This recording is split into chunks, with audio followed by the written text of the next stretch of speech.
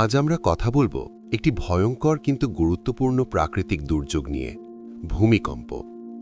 ভাবুন তো, আপনি ঘরে বসে আছেন, হঠাৎ মেঝে কেঁপে উঠল, দেওয়াল নড়ছে, চারপাশে অস্বাভাবিক এক অনুভূতি।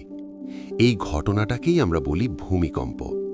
কিন্তু ভূমিকম্প আসলে কি, এটা কেন হয়, এবং সবচেয়ে গুরুত্বপূর্ণ, ভূমিকম্প হলে আমাদের কি করা উচিত? চলুন সহজ ভাষায় সবকিছু জেনে নেওয়া যাক। ভূমিকম্প হল পৃথিবীর ভেতরে হঠাৎ শক্তি মুক্ত হওয়ার ফলে ভূমির কাঁপুনি। আমাদের পৃথিবীর উপরিভাগ একটানা নয়, এটি অনেকগুলো বড় বড় অংশে ভাগ করা, যাদের বলা হয় টেকটনিক প্লেট। এই প্লেটগুলো সবসময় খুব ধীরে ধীরে নড়াচড়া করে। যখন দুটি টেকটনিক প্লেট একে অপরের সাথে ধাক্কা খায়, সরে যায় অথবা আটকে গিয়ে হঠাৎ ছেড়ে দেয়, তখন প্রচুর শক্তি বেরিয়ে আসে। এই শক্তির কারণেই সৃষ্টি হয় ভূমিকম্প। ভূমিকম্প হওয়ার প্রধান কারণ তিনটি। প্রথমত, টেকটনিক প্লেটের নড়াচড়া, এটাই ভূমিকম্পের সবচেয়ে বড় কারণ। দ্বিতীয়ত, আগ্নেয়গিরির কার্যকলাপ, আগ্নেয়গিরি ফাটার সময় আশেপাশের এলাকায় ভূমিকম্প হতে পারে। তৃতীয়ত, মানুষের কিছু কার্যকলাপ, যেমন বড় বাঁধ নির্মাণ, গভীর খনন বা ভূগর্ভে বিস্ফোরণের কারণে ছোট আকারের ভূমিকম্প ঘটতে পারে। এখন প্রশ্ন হল, ভূমিকম্পের মাত্রা কিভাবে মাপা হয়? ভূমিকম্পের মাত্রা মাপা হয় রিক্টার স্কেল দিয়ে।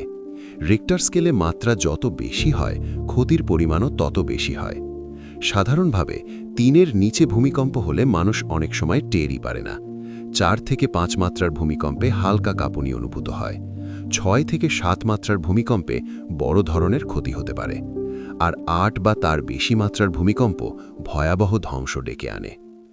অনেকের মনে প্রশ্ন আসে, ভূমিকম্প কি আগে থেকে জানা যায়? সত্যি কথা হলো, এখনও পর্যন্ত বিজ্ঞানীরা সঠিক সময় এবং স্থানের সাথে ভূমিকম্প পূর্বাভাস দিতে পারেন না। তবে ঝুঁকিপূর্ণ এলাকাগুলো চিহ্নিত করা যায় এবং আগাম সতর্কতা ব্যবস্থা ধীরে ধীরে উন্নত হচ্ছে।